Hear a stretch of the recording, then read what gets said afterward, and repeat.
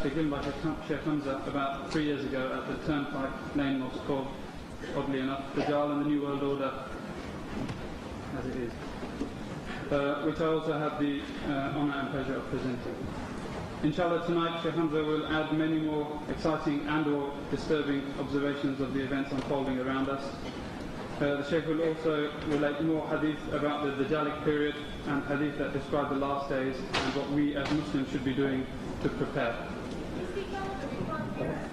Sorry. Before we start, there are a few rules we have to bear in mind. The organisers are not allowing any other audio or visual recording, so please take note. Only written questions will be answered during the questions and answers session. Only sensible questions will be forwarded to Sheikh HAMZA. By that I mean questions related to the lecture, and if we have time, other questions will be exchanged, inshallah. Also, books and audio visual material are available outside, as you've probably already seen. And after the lecture, Sheikh HAMZA will not really have much time to stay behind and chat like normally in most lectures, and we would request that nobody approach the stage at the end of the lecture.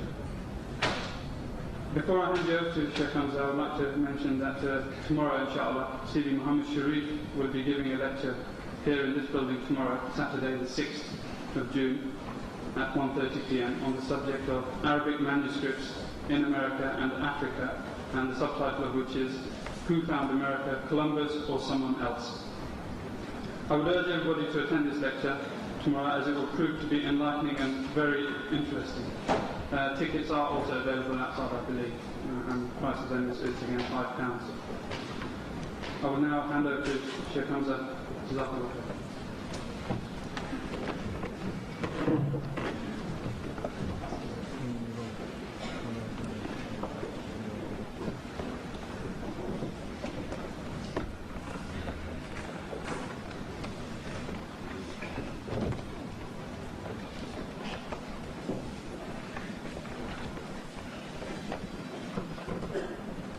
السلام عليكم.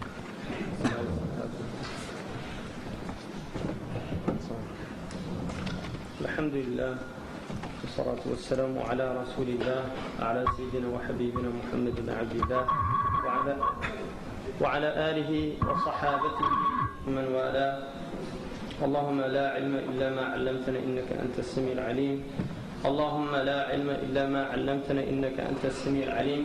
اللهم لا علم إلا ما علمتنا إنك أنت السميع العليم. الحمد لله. أحمد الله إليكم. Praise Allah subhanahu wa ta'ala for all of you bringing me here safely, and also for people coming out to inshallah benefit maybe with some insights. What I want to really do tonight, I don't have much more to say than I've already said in a lot of different talks. And so there's going to be some reiterations and maybe a few clarifications. But what I would like to say is that we're living in very powerful times right now. We are living in apocalyptic times. We're living in times in which change is happening at such a rapid rate, it's unprecedented in the history of human societies. The changes that are taking place now in the world are unprecedented. If you look, for instance, at the word innovation, in Old English, if you see the word in Shakespeare's plays, it always has a negative connotation. Innovation was seen as something that was negative. It was seen as something that was disruptive to societies. When you innovated, you created a disequilibrium that would need to reestablish itself after a period of time. And I think for the Muslims, the idea of innovation tends to have a negative understanding. If we say in the Arabic language innovation, the word is bid'ah. And generally bid'ah has a negative connotation, although it's not considered to be a bid'ah lughawiyya or a linguistic innovation, but rather a bid'ah shar'iyya, or an innovation that relates to the sharia. that relates to Allah subhanahu wa ta'ala's laws. And so the Muslims at their scholastic level understand the differences, but at the level of the person on the street, and this is called a haqiqa urfiyya, or a something that is not related to a linguistic meaning nor to a sharia meaning or a legal ruling, but rather a customary meaning amongst the people. And in customary practice, bid'ah has a very negative connotation. And yet, this is an age in which there is constant ibda' in Arabic, constantly. In fact, there are people, particularly in the West, that work night and day to innovate. And they see that innovation is really the pinnacle of their civilization. They see that bringing new, you see the new, but it's similar to the old story of Aladdin. You know, Aladdin found a lamp. It was an old lamp, and it was in his house. And his mother, a magician, came by who knew the value of the old lamp, and so he came by and he said, "Old, new lamps for old." He said, "New lamps for old." And the woman, not understanding the value of what she had, said, "Who wants an old lamp when you can have a new lamp?" And so she went out and she gave him the new lamp, the old lamp, and she got the new lamp, which was worthless. And this is a story that has wisdom in it. You're often invited to something new, but the cost of that new thing is a rejection of the old ways. Now, to give you an example, when television was first introduced into Western culture,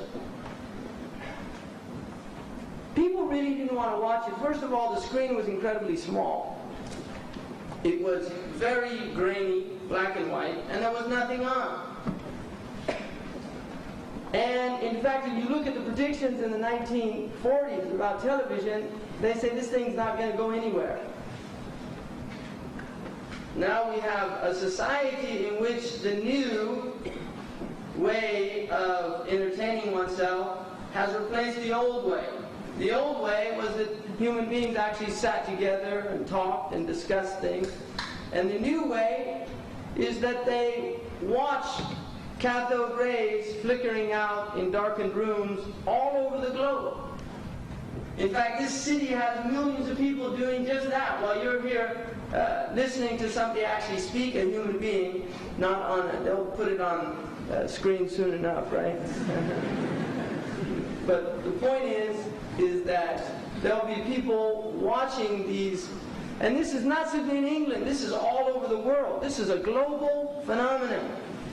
And we have to realize the power that this phenomenon is taking over. But the point being is that this innovation, this constant quest for the new, and this is why in their advertisements they're always saying new and improved, constantly flashing, new and improved.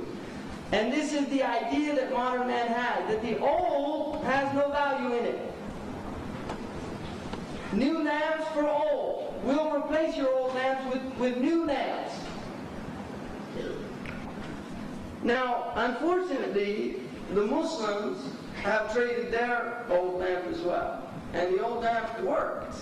You could get things done with it. But they stopped believing that at a certain point. And they suddenly began to say, we need to innovate. We need to also do what the West has done in order to catch up with them. So, the time that we're living in is a time of massive